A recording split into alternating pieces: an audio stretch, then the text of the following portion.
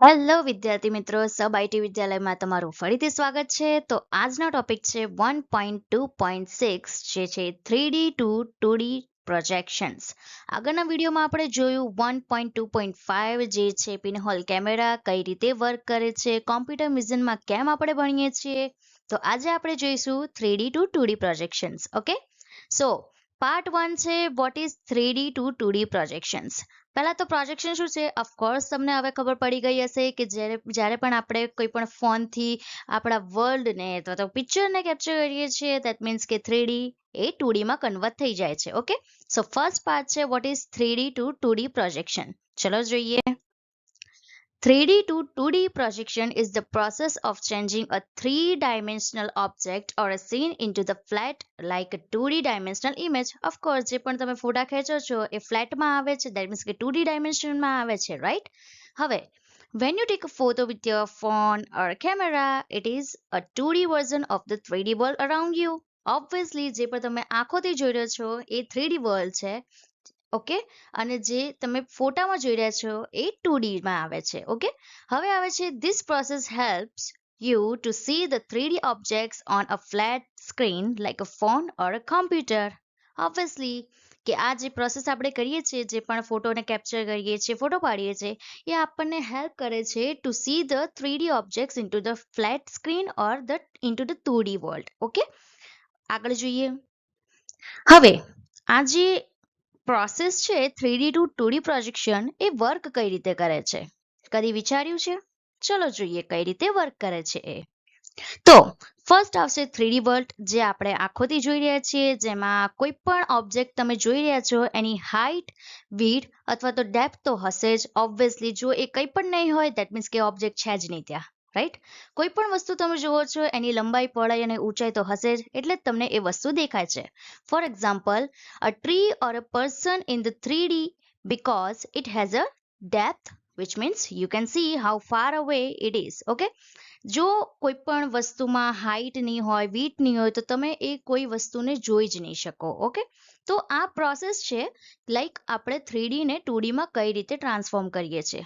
Second આવે છે camera, એટલે કે જે પણ કેમેરા આપણે યુઝ કરીએ છીએ એ કેપ્ચર કરે છે. ઓકે, ફોટો પાડે છે, લાઈક 3D વર્લ્ડને 2D માં કન્વર્ટ કરે છે. Okay, it is like when you look through a window, you see 3D object outside, but when you take a picture, it become a flat. Obviously, જ્યારે પણ તમે તમારી બારીની બહાર જુઓ છો તો ઓફકોર્સ બધું હલનચલન થયેલું દેખાય છે, 3D માં દેખાય છે, બટ જ્યારે તમે એની પિક્ચર લો છો તો ઓબ્વિયસલી એ ફ્લેટમાં તમને એક ફોટામાં 2D માં કન્વર્ટ થયેલું દેખાશે. ઓકે, થર્ડ છે projection process. The camera flats everything. It uses math to figure it out where to place everything in the image. Okay, હવે પ્રોજેક્શનની પ્રોસેસ આવે છે. જ્યારે પણ કેમેરો કોઈ પણ વસ્તુને કેપ્ચર કરે છે, લાઈક 3D વર્લ્ડને કેપ્ચર કરે છે, તો એને ફ્લેટ, લાઈક જેટલું પણ એ વસ્તુ જોઈ રહ્યો છે એ બધાને ફ્લેટમાં કન્વર્ટ કરી નાખે છે. લાઈક ફ્લેટ, યસ, એકદમ સપાટ 2D માં, અને ફિગર ઇટ આઉટ કરે છે મેથનો યુઝ કરીને કે કઈ વસ્તુ કઈ જગ્યાએ મૂકવી. For example, a tree closer to the camera will appear large and the tree further like a far away that will be appear smaller. એટલે કે જે પણ વસ્તુ એ કેમેરાની નજીક છે એને બિગ કરી નાખશે, લાઈક મોટી કરી નાખશે, અને જે વસ્તુ દૂર છે એને નાની રાખશે. ઓબ્વિયસલી, લાઈક હવે આવે છે fourth number, loss of depth. That means when we look at the 2D image, we lose the depth, how far or close something is.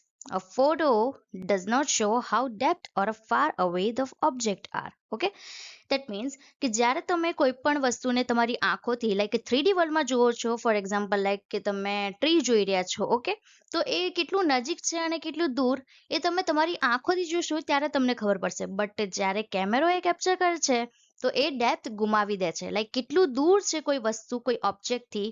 Like for example બે ટ્રી છે, એક ટ્રી કેમેરાની નજીક છે અને એક ટ્રી કેમેરાની દૂર છે, પણ જ્યારે તમે ફોટો કેપ્ચર કરશો તો એ બંનેની વચ્ચેનું ડિસ્ટન્સ તમને નહીં દેખાડે, રાઈટ? એ લાઈક ફ્લેટમાં દેખાડી દેશે કે લેફ્ટ હેન્ડ સાઈડ ટ્રી છે એ નજીક છે અને રાઈટ હેન્ડ સાઈડ વાળી છે એ દૂર છે, તો તમને ડેપ્થ ખબર નહીં પડે. ઓકે, આગળ જોઈએ. હવે types of 3D to 2D projections. હવે આગળ આપણે ટ્રાન્સફોર્મેશનમાં પણ જોઈ નાખ્યું કે કયા કયા ટાઈપના પ્રોજેક્શન્સ હોય છે જ્યારે આપણે કોઈ પણ 3D વર્લ્ડને 2D માં કન્વર્ટ કરીએ છીએ ત્યારે. હવે જે મેઇન ટાઈપ્સ છે એ કયા કયા છે ચાલો જોઈએ. ઓકે, તો ફર્સ્ટ આવે છે પર્સપેક્ટિવ પ્રોજેક્શન. ઓફકોર્સ આપણે આગળ ભણી ગયા છે કે જ્યારે પણ આપણે કોઈ વર્લ્ડને જોઈએ છીએ જે વસ્તુ નજીક છે એ મોટી દેખાશે અને જે વસ્તુ દૂર છે એ નાની દેખાશે, રાઈટ? તમે અહીંયાથી જોઈ શકો છો કે જે વસ્તુ દૂર છે એને એ નાની દેખાશે, લાઈક સેન્ટર ઓફ પ્રોજેક્શનથી જે તમારી આંખો છે એ વસ્તુને દૂર હોવા છતાં કારણે એ નાની દેખાશે. ઓકે, આ પ્રોજેક્શનને કહેવાય છે perspective projection. For example, a car close to you looks bigger in a photo. Obviously, જે પણ વસ્તુ તમારી નજીક હશે એ તમને મોટી જ દેખાશે અને જે વસ્તુ દૂર હશે એ તમને નાની દેખાશે. એને જ પર્સપેક્ટિવ પ્રોજેક્શન કહેવાય છે. ઓકે, હવે સેકન્ડ આવે છે ઓર્થોગ્રાફિક પ્રોજેક્શન. ધેટ મીન્સ કે જે પણ તમે ઓબ્જેક્ટ જોઈ રહ્યા છો એને તમે કોઈ પણ એંગલથી જુઓ, સામેથી જુઓ, ઉપરથી જુઓ, નીચેથી જુઓ, બધામાં એની સાઇઝ સેમ જ રહેશે. નો મેટર કે કેટલું એ દૂર છે, કેટલું નજીક છે, કંઈ પણ મેટર નહીં થાય. જેવી રીતે પણ તમે જુઓ એની સાઇઝ સેમ જ રહેવાની છે. Okay, it is used in things like maps or blueprints where everything needs to be the same size. એટલે આ ઓર્થોગ્રાફિક પ્રોજેક્શન મેપિંગમાં યુઝ થાય છે કે કઈ વસ્તુ ક્યાં છે, તમે એ મેપને લાઈક મોટો કરશો કે નાનો કરશો બટ એનો શેપ તો સાઇઝ કંઈ પણ બદલાશે નહીં. ઓકે, તો આ ઓર્થોગ્રાફિક પ્રોજેક્શન એમાં યુઝ થાય છે. પડી ખબર?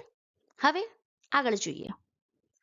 હવે applications of 3D to 2D projections કે ક્યાં ક્યાં જગ્યાએ આપણે આ યુઝ કરીએ છીએ. ઓબ્વિયસલી ફોટો ખેંચવામાં આવી ગયું ફર્સ્ટ, ફોટોગ્રાફીમાં યુઝ કરીએ છીએ, પછી મૂવીઝ એન્ડ વિડીયો ગેમ્સ એટલે કે 3D સીન્સ છે એને 2D માં ડિસ્પ્લે કરવા માટે યુઝ કરે છે. અહીંયા તમે જોઈ શકો છો.